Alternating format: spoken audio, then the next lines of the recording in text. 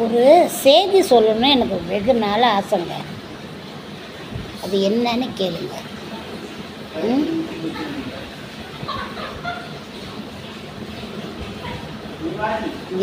நான் பிறந்ததுலேருந்து எனக்கு கஷ்டம் வந்துக்கிட்டே இருக்கு. அதுக்கு என்ன தீர்வு ஆகும்னு எனக்கு தெரியல. ஆனால் என்னை கொடுமைப்படுத்துறது எங்கள் வீட்டு ஜனமே என்னை கொடுமைப்படுத்துகிறாங்க. எவ்வளவு பாடுபட்டு சம்பாரித்து நான் உழைச்சி சேர்த்து வச்ச காசு பூரா எங்கள் வீட்டு ஜனத்திலேயே அழிஞ்சு போகுது. என்னை கஷ்டத்துக்கு கஷ்டமாக கொடுக்குறாங்க. எப்போ எனக்கு விடுதலை கிடைக்கும்னு எனக்கு தெரியல.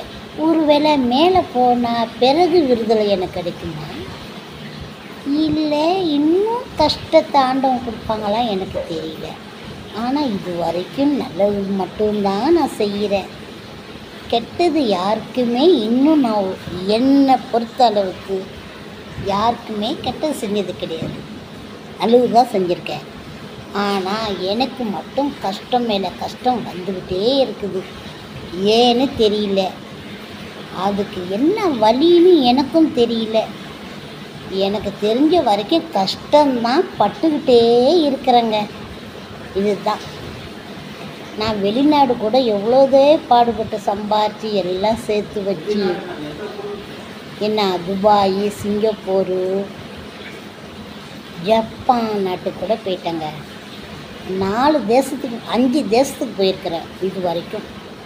ஆனால் எனக்கு சம்பாதிச்சது எனக்கு ஒட்டவே இல்லைங்க. எல்லாம் எங்கள் வீட்டு ஜனத்தை ஏப்பம் போட்டுட்டாங்கங்க. போட்டுக்கிட்டு இன்னும் நான் வீட்டு வேலை பார்த்து கஷ்டப்பட்டுக்கிட்டு தான் இருக்கிறேன். ஆண்டவன் எனக்கு எப்போ கை கொடுப்பான்னு எனக்கே தெரியல.